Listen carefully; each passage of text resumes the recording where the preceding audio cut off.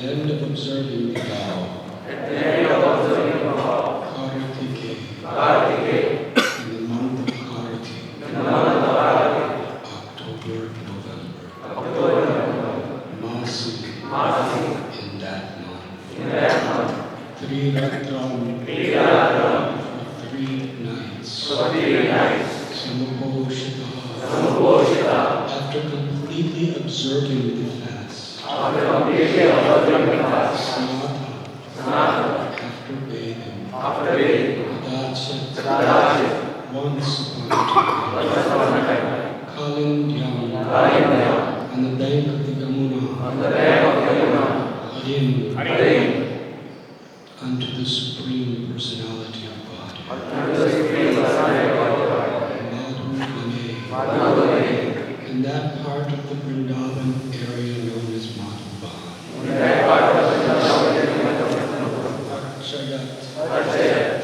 worshipped in the month of Kartik, after observing that vow for 1 year, after observing a fast for 3 nights, and after bathing in the Yamuna, Maharaj Ambarish worshipped the Supreme Personality of Godhead, Hari, in Madhuban. Following the regular principles of Mahabhishek, Maharaj Ambarish performed the bathing ceremony for the deity of Lord Krishna with all paraphernalia. And then he dressed the deity with fine clothing, ornaments, fragrant flower garlands, and other paraphernalia for worship of the Lord.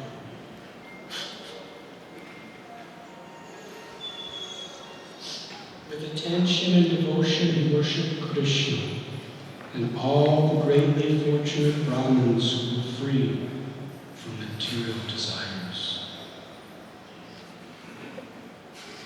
Thereafter, Maharaj Ambarish satisfied all the guests who arrived at his house, especially the Brahmins. He gave in charity 60 crores of cows, whose horns were covered with gold plate and whose hooves were covered with silver plate. All the cows were well decorated with garments and had full milk beds. They were mild-natured, young, and beautiful, and were accompanied by their calves. After giving these cows, the king first sumptuously fed all the Brahmins, and when they were fully satisfied, he was about to observe the end of Ekadasi, with their permission, by breaking the fast. Exactly at that time, however, Durvasa Muni, the great and powerful mystic, appeared on the scene as an uninvited guest. After standing up to receive Durvasa Muni, King Ambarish offered him a seat and paraphernalia of worship. Then, sitting at his feet, the king requested the great sage to eat. Durvasa Muni gladly accepted the request of Maharaj Ambarish, but to perform the ritualistic ceremonies, he went to the river Jamuna. There he dipped into the water of the auspicious Yamuna and meditated on the impersonal Brahman. In the meantime, only a muhurta of the Dwadasi day was left on which to break the fast. Consequently, it was imperative that the fast be broken immediately. In this dangerous situation, the king consulted learned Brahmins. The king said, to transgress the laws of respectful behavior toward the Brahmins is certainly an offense, a great offense. On the other hand, if one does not observe the breaking of the fast within the time of Dwadasi, there is a flaw in one's observance of the vow. Therefore, O Brahmins, if you think that it will be auspicious and not irreligious, I I shall break the fast by drinking water. In this way, after consulting with the Brahmins, the king reached this decision. For according to Brahmanical opinion, drinking water may be accepted as eating and also as not eating. Lord, by His divine grace, yes, and Radhanath Swami.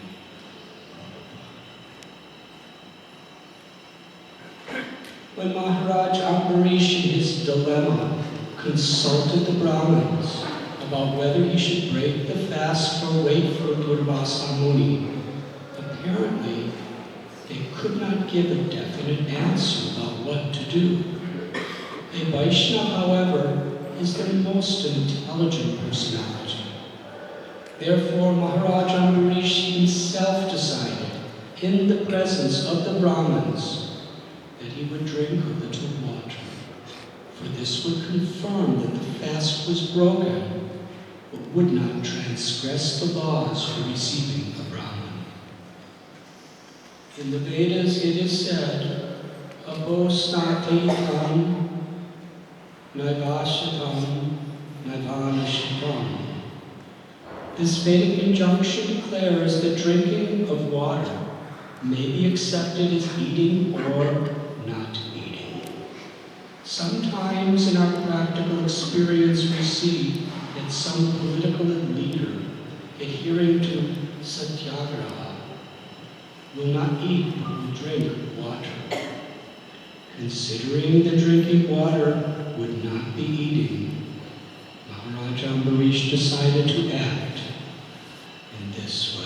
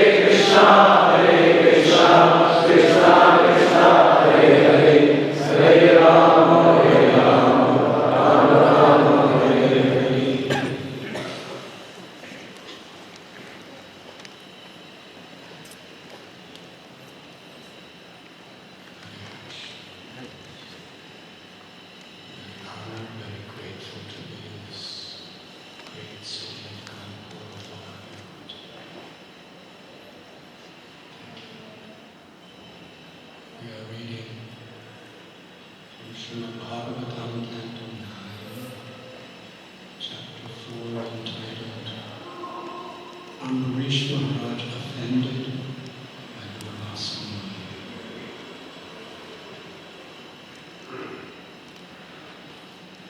Texts 30 through 40. It is interesting how the title for this chapter is not Durvasa Muni offended by Ambarish.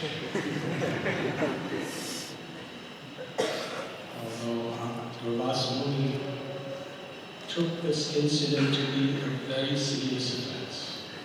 Such a serious offense, it was punishable by death. Whereas Ambarish Maharaj, even when Durvasa Muni screamed at him, blasphemed him with the worst possible words, created a monster to kill him, Ambarish Maharaj did not consider it an offense. He remained completely peaceful as the yogis well-wishing. Still, from our perspective, Swami was offended. Krishna wasn't offended. But from Sukadeva Swami and all of our perspective, it was Swami the Great, according to the title of this chapter. Sometimes people think when they become devotees, because Krishna is the controller of all controllers, everything in life becomes very easy. It goes according to our plan, especially in devotional service. But one of Srila Prabhupada's most often quoted verse, Tatev Kamham Susamikshamaham. It was originally spoken by Lord Brahma. He is praying to Krishna that the true devotee, whose natural right is the perfection of liberation, is one who, even going through difficult, painful experiences, accepts with a grateful heart and offers pranams and surrenders to you, not blaming anyone. That is the substance of true devotional service. And that story or that lesson is so beautifully illustrated in the life of Ambarish.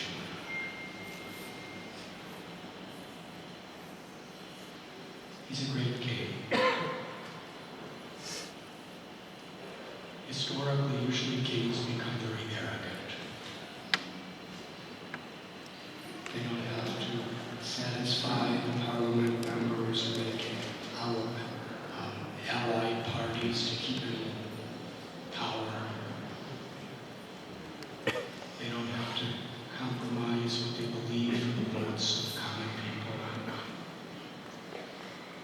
For life.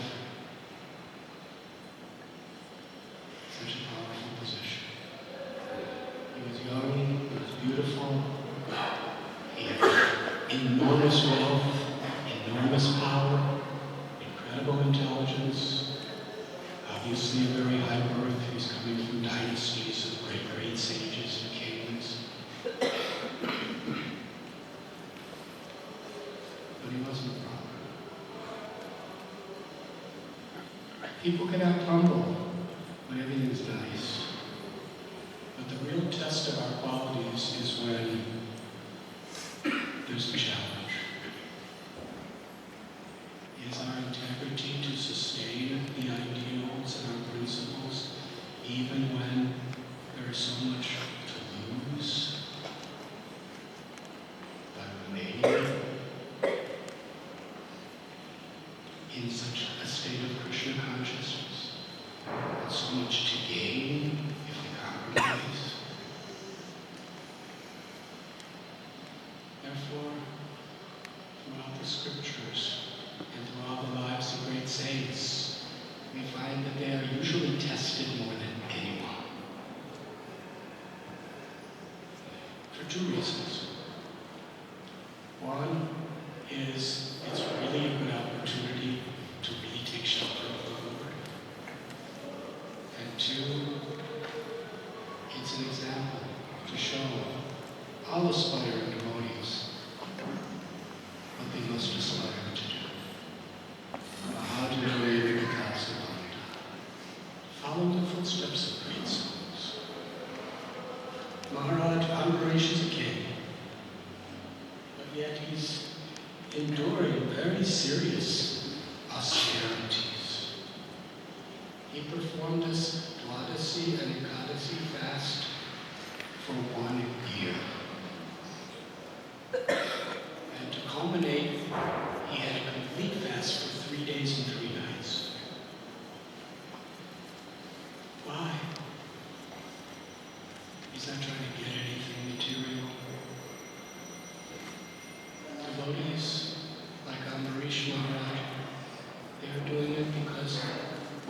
king does what a leader does,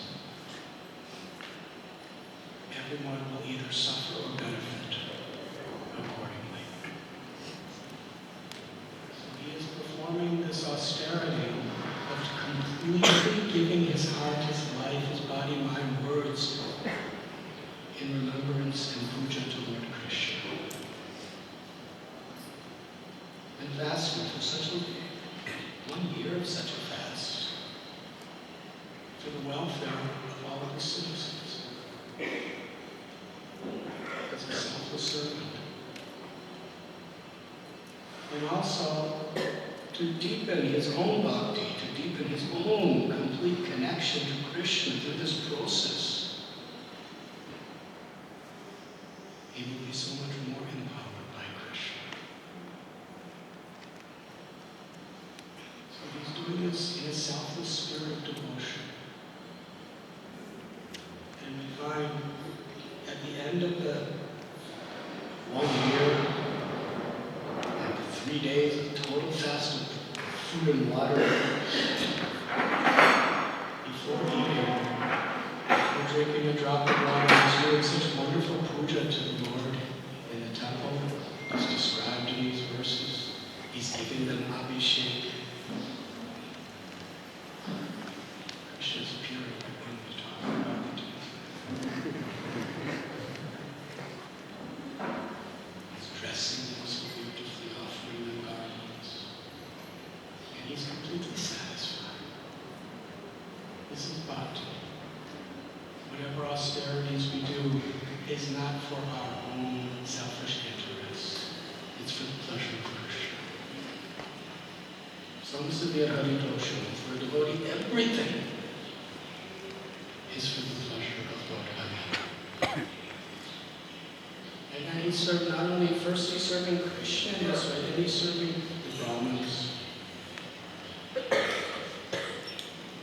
So many crores of cows he's giving. It's described in these verses today. Can you imagine his wealth? Is it 60 crores of cows?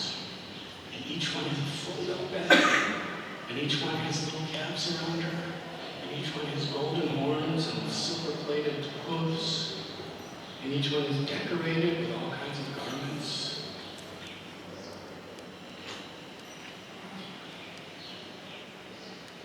And he's feeding them. And he's doing service for everyone. And after all this, after he's performed tapasya for a year in Madhuban, in the forest, back at Yamuna, and after he satisfies everyone, now he's about to break his fast. Lord Vasmodi appears. And in the Srimad Bhagavatam verses, Sukadeva Goswami specifically said he came as an uninvited guest.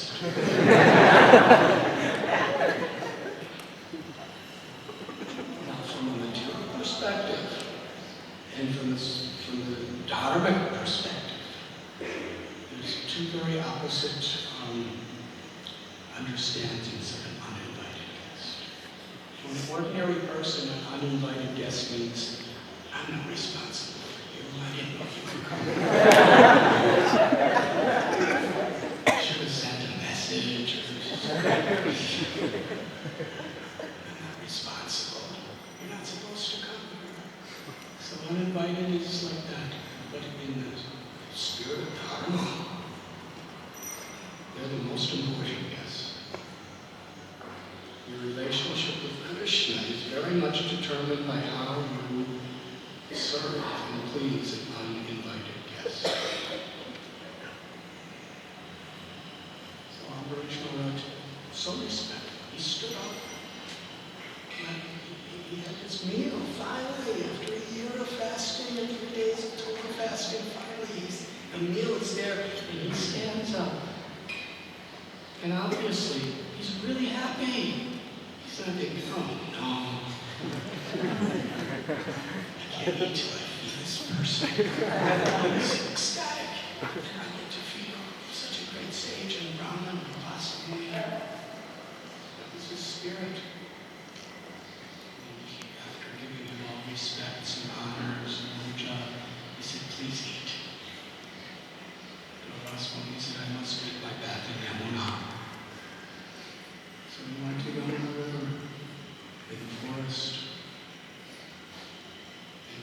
think, Ambarish Maharaj, in his service to Lord Krishna, he was always in the spirit of servant of the servant of the servant.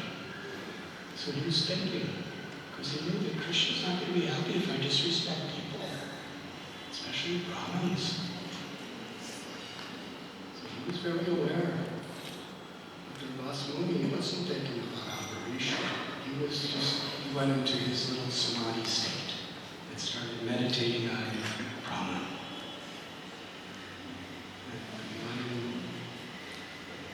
He wasn't thinking about time. It was really getting late, and there was no idea when he would come out of the water, because he was in meditation. So Ambarish, he didn't act independently. He asked all those Brahmins, what should I do? If I don't break the fast in time, I displease Krishna. If I don't properly respect Radhanath Muni, who's a Brahmin, I displease Krishna. It's a serious thing. Could you imagine? Because in those days, the technicalities of how we performed our devotional activities were very serious in Kali Yuga. They're not as serious. He performed this fasting for 1 full year. If he did not break the fast on time, not only would that whole year of fasting and all the puja he did that whole year, what to speak of the 3 days of complete fasting, it would all the benefits would be nullified. In fact, it would be an aparad.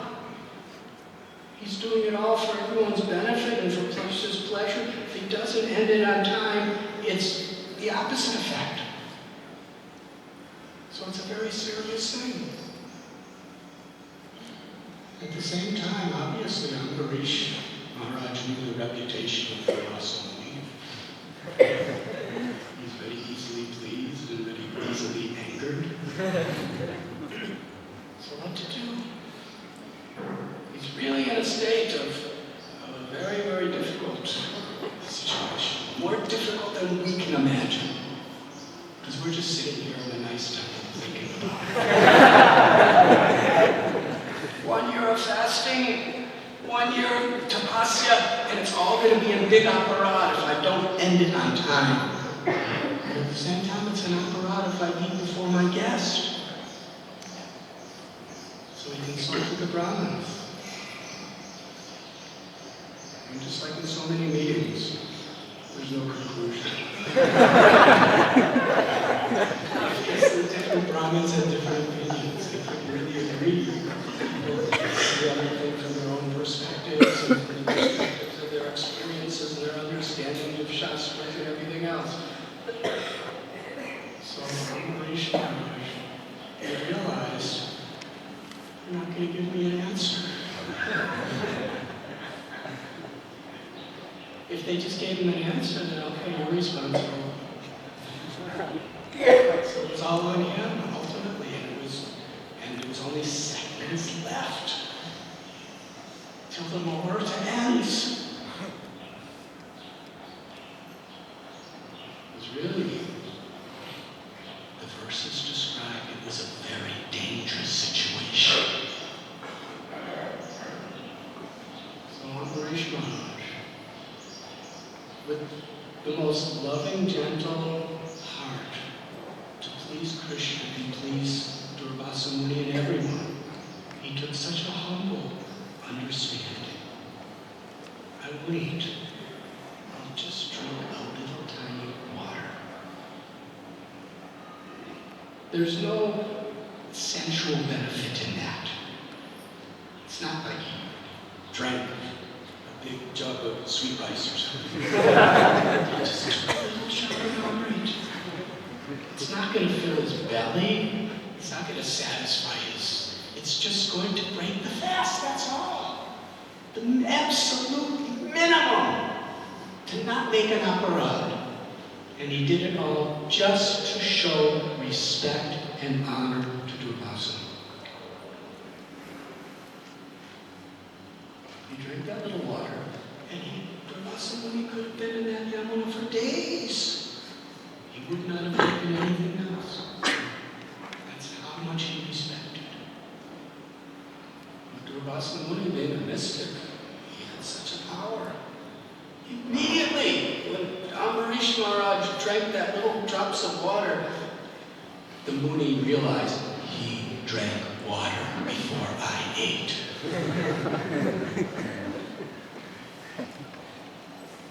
And he stormed to where Ambarish was. Try to picture Durvasa Muni. He's the son of Atri Muni and Anasuya. On the bank of Mandakini Ganga in nearby Chitrakoot area. He is an Hamsa, an expansion of Lord Shiva.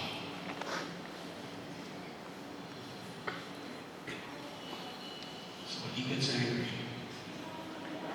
nobody in the world can match him. He was really angry. His eyes were red like coals. And he spoke the most insulting possible words to Ambarish. Because the devotee's trying to be kind and compassionate, because that's what pleases Krishna. Durvasa Muni screamed at him that you are cruel, that you are not a devotee, you are an insult to the path of devotional service. You have no devotion to Krishna. You are an offender. Everything a devotee is trying to be, Durvasa Muni was saying the opposite about Ambarish. It was really insulting. If you read this verse, think and meditate on it, it's really, really like arrows shooting out of his mouth. Flaming arrows. And Ambarish Maharaj said this. And then he said, because of your hypocrisy, you are a hypocrite, you are a sense enjoyer, you are arrogant, you are cruel. I must punish you. They took him, he was so angry. They pulled a bunch of hair out of his head. And just threw it in the ground, and a massive fiery demon appeared. His personality, whoever it was, had the power to devour the universe. And this fiery demon roared. And he had a big trident. And he jumped toward Ambarish Maharaj to destroy him. Ambarish Maharaj didn't move. He didn't try to run away. He just stood in one place, completely peaceful and calm. Completely happy. In the sense that he just folded his palms and gave his heart to Krishna. Just fixed his mind on the beautiful form of Lord Krishna. And surrendered.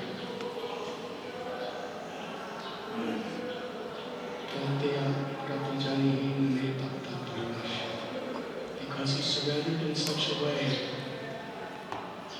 Krishna, because it was only a matter of seconds until this fiery demon would have devoured Ambarish. And Ambarish wasn't resisting. If it was most people, at least he would have given an order for his armies. If I die, everybody punish Durvasa Muni for what he is. He was just Krishna news. If you want to kill me, Bhakti Thakur. So a great master prayed in this way. Maro bira bijo ichatoha nityada saprati tuva adhikar. If you like, you can protect me. my dear Nanda Kumar, or if you like, you can kill me. You have every right to do anything you like with me because I am your servant unconditionally. That was Ambarish Maharaj. So now there's just seconds till his death. And Vishnu, who he wants to protect, there's no impediment. Instantly, Sudarshan Chakra came from Vaikuntha. Instantly, Sudarshan Chakra came. And completely destroyed the fiery demon. And after that, the Sudarshan Chakra started moving toward Vipasana. Now when Ambarish had a deathly demon, a deathly weapon coming toward him, he just gave his heart to Krishna and didn't even move. And he's grihastha. Wife, children, so many responsibilities. Vyasa Muni is really an ascetic, a real yogi. There's no references of him living in nice houses or anything. He's just living in caves and living in jungles and living in riverbanks, performing tremendous tapasya. No possessions. But what is real detachment? This is revealed in the story. As soon as Sudarshan came toward Durvasa Muni, he ran away. Sudarshan is very fast. It was right behind him, and he could feel the heat of the chakra right behind him. So first he ran, and it went really fast, and then took off and started flying away by his mystic powers. He was going all over the world. He couldn't escape. He had such cities. He actually transported himself all the way to Indraloka, to Brahmaloka. And there he fell at the feet of Lord Brahma. He said, "You are everyone's father. You are the Lord. Please protect me." Lord Brahma said, "Lord Vishnu, we are all his servants. We are all depending on him. He is independent. This is his Sudarshan Chakra. Nothing I can do." Then Durvasa Muni, he truly by his mystical powers and his chanting of mantras, he was able to actually transport himself to Kailasha, the spiritual planet of Lord Shiva. And he fell at Lord Shiva's feet. And Lord Shiva gave him a nice little lecture about how he was such a fool. We are all servants of Krishna. Krishna and Krishna's servants. Nothing I can do. He is the all-powerful Lord. We are all depending on Lord Vishnu. Only Vishnu can save you. Meanwhile, the chakra was right behind him. If he decided to fly 10,000 miles an hour or 1 kilometer an hour, the chakra was always right behind him. The same distance. So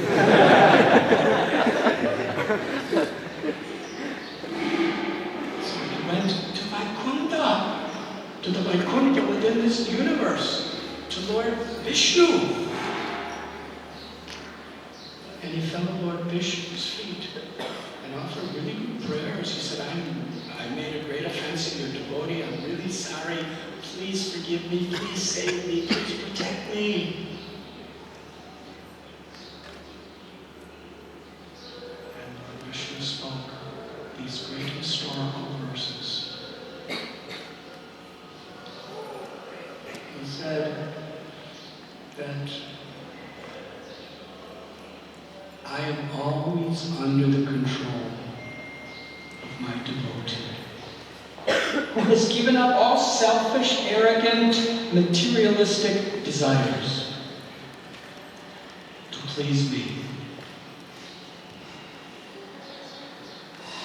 I am dependent on such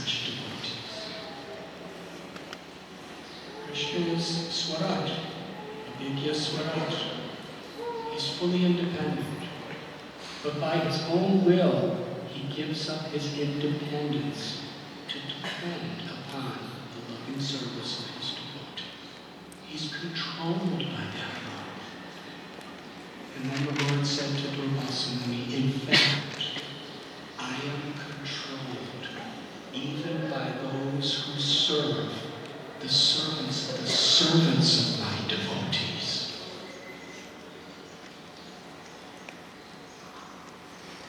So these devotees, now Ambarish Maharaj was a king with a wife and a house and everything. But it's interesting because Lord Vishnu said, these devotees, they give up their wives, they give up their families, they give up their wealth, they give up their homes, they give up all worldly protection, they give up everything just for me. So how was he talking about Ambarish? He was a married man. He was living in his palace. He had so many duties to society. Because a kinship gochara is not just Durvasamuni. He did give up all those things. But Ambarish, he gave up the arrogance, the pride of utilizing anything for his own selfish purposes. Bhaktaram jagatata samsarapaloka maheshwaram suhritam sarvabhutanam gyatva manushantim vechcha. We can attain peace like Ambarish, whether we're Brahma, Gridetako, Paleta, Kusata, Hariboleta, whether we're Bihastas or Swamis living in forest. If we actually take shelter of the Lord, that Krishna is the proprietor of everything. Nothing is mine. I'm just the caretaker of whatever property he's given me. My intelligence, my knowledge, my wealth, my abilities, my body, my mind, my words. Everything is Krishna's to be used for Krishna's pleasure. Krishna, to have complete faith that Krishna is the most intimate well-wisher of every living being, and to use everything in that spirit. That is the perfection of renunciation.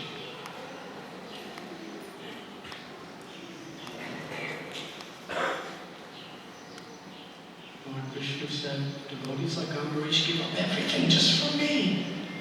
And therefore I give up everything just for them. Just like a chaste wife, by the sweetness of her service, she controls her gentle husband. In the same way, I am controlled by my devotees' pure unalloyed devotional service. Sadhavo hridayam mayam sadhunam hridayam tvaham. And then he speaks this beautiful verse, that I am always in the core of the heart of my devotee. And the devotee is always in the core of my heart. My devotee is willing to give up everything and anything for me, and I am willing to give up everything and anything for my devotee. And then he tells Ambarish Maharaj, immediately go to Ambarish. That is your only possibility to survive. Why? Durvasamuni is surrendering to Vishnu.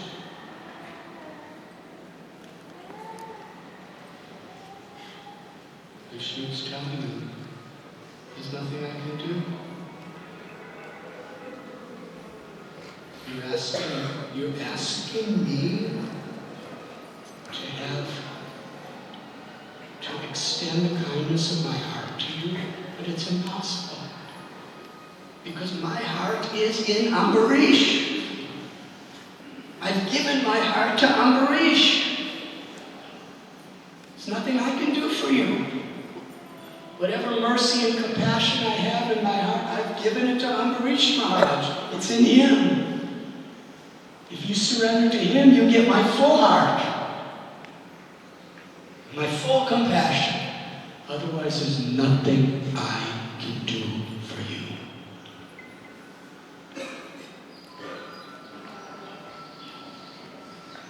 Because I live in the heart of my devotee.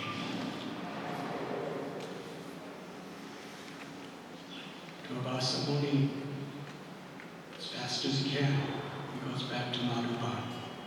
And Ambarish is just waiting for him. He didn't even eat. Now this whole yatra of Durvasa Muni trying to get, it took 1 year. Can you imagine? For 1 full year, Sudarshan Chakra was just millimeters behind. And he couldn't escape. Brahma Loka, Shiva Loka, Vaikuntha Loka. And finally he comes back to Madhuban, the forest of Vrindavan, the banks of Jamuna. And Ambarish is still standing waiting for him. Hadn't eaten. He drank his water to break his fast, but he wasn't going to eat anything until he fed his guest. And Durvasa Muni is obviously not in a very shanti state. He's desperate. He comes flying down and he appears before Ambarish Maharaj and he falls at his feet. And Ambarish Maharaj sees Sudarshan right behind him. And Ambarish Maharaj, even though he was insulted by this person,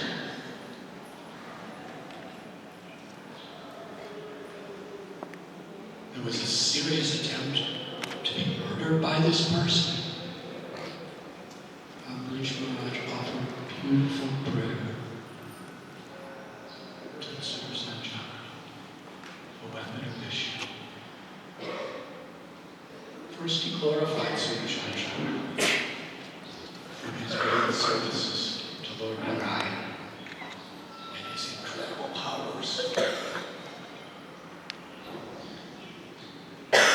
And then he prays, if I have ever done any pious activities, if I've ever done any good dharmic activities, if I've ever done any devotional service that have pleased the Lord, I am praying, let it all be exchanged for only one blessing, that you forgive Durvasa Muni and bless him.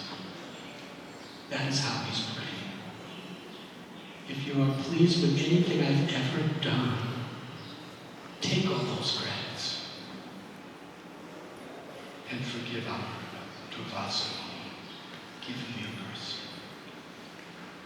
The powers of Ambarish Maharaj's forgiveness were so great that the Sudarshan Chakra released Durvasa Muni and went back to the Lord. When Durvasa Muni saw this, he understood what is renunciation.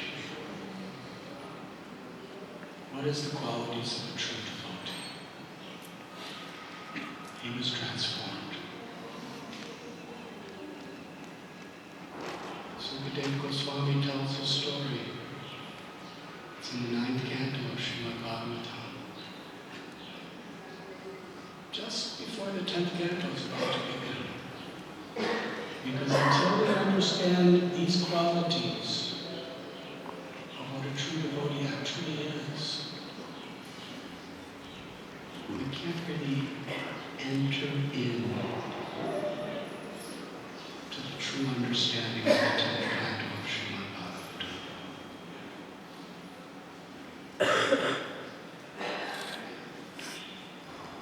Krishna is not different than his name. Prabhupada has given us the Srimad Bhagavatam. Prabhupada has given us the holy name of Krishna. He's given us the morties of Krishna. I'd like to end with just one little part of Lord Narayan's instruction to Durvasa Muni. He said, I am completely controlled by my devotee because two reasons primarily. Because they are equal to all living beings. They are truly the servant of the servant and well-wishers of everyone. And Prabhupada in purport explains this. Vidyavanaya Sambhani Purani Kavihastani Sunichaya Subhakacha Panditasamatarsha. This is the quality that really pleases Krishna, when we are truly well-wishers of all beings with equal vision. That's the first reason. And the second is my devotee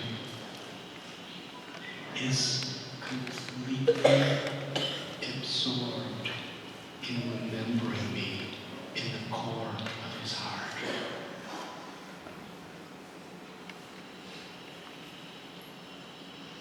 Bhaktivinoda Thakur in his beautiful song glorifying Lord Nityananda. He concludes the song by saying that the essence of all dharma is jivadoya, to be kind to all living beings, and namaruchi, to develop a real taste for chanting the holy names of the Lord. Because in this age of Kali, this is the way, this is the most powerful, simplest way, prime benediction for all humanity. Is anyone, whatever our background may have been, we can be absorbed in remembering Krishna in the core of our hearts if we simply learn to take shelter in his names. Hare Krishna. Hare Krishna, Krishna Krishna, Hare Hare, Hare Ram, Ram Ram, Hare Hare. And to be an instrument of Krishna's infinite compassion to the fallen souls of this world. And devotees as well. So this kind service of being a true well-wisher to others and absorption in Krishna, Krishna is telling in the story, these are the two qualities. If a devotee has them, I am controlled by such a devotee. His Holiness Radhanath Swami Maharaj gave such a brilliant, eloquent, enlightening Srimad Bhagavatam class yesterday. And I recommend everyone to get the recording of that class, because he described so nicely this Vedanta philosophy of how the Lord receives a devotee's love through how we serve his devotees.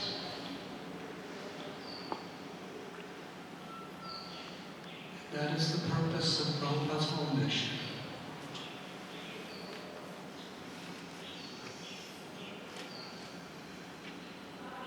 When we asked Prabhupada, how could we best repay you for what you've given us?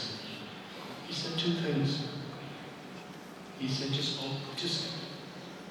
wholeheartedly receive what I have given you. Especially the chanting of the holy names and following the footsteps of what we read in Srimad Bhagavatam. That's what Prabhupada gave us. And share it with others.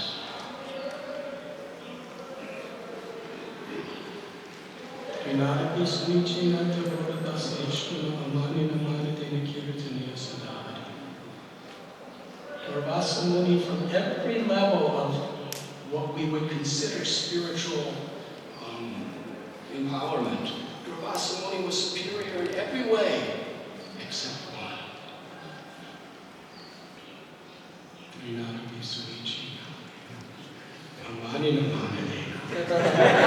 Especially that one. Radhanath Swami got why was he so angry? Because he felt disrespected. And Ambarish was actually trying to respect him.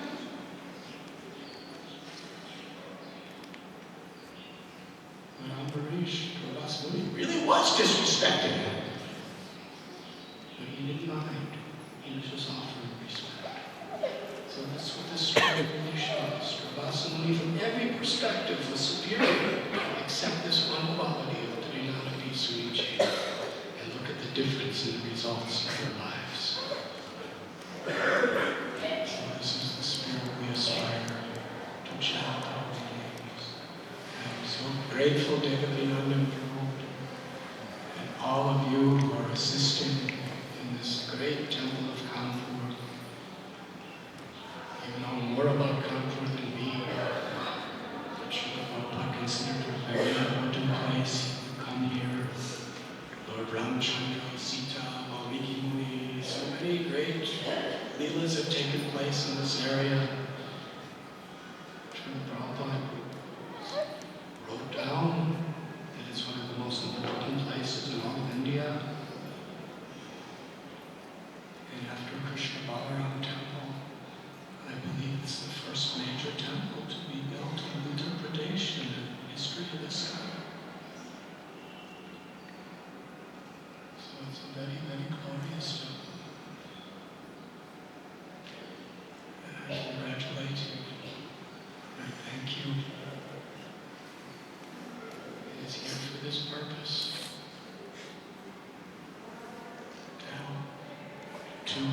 To show the highest compassion to all beings with equal vision.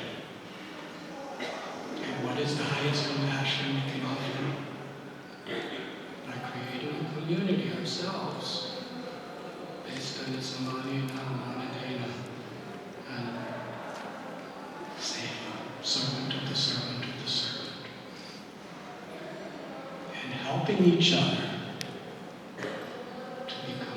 absorbed within the core of our hearts in remembering Krishna by chanting Krishna's holy names. Hare Krishna, Hare Krishna, Krishna Krishna, Hare Hare, Hare Ram, Ram Ram, Hare Hare. So I request everyone, whatever your role is within this universe, please let us all work together to finish this beautiful temple. To finish it. The more challenges there are, the more glorious the opportunity there is. That's the message of this story. To finish the temple in its Radhanath's beautiful home, and also to create this spirit of bhakti that we are speaking about and reading about today within our community. Thank you very much. Srila Prabhupada ki jai.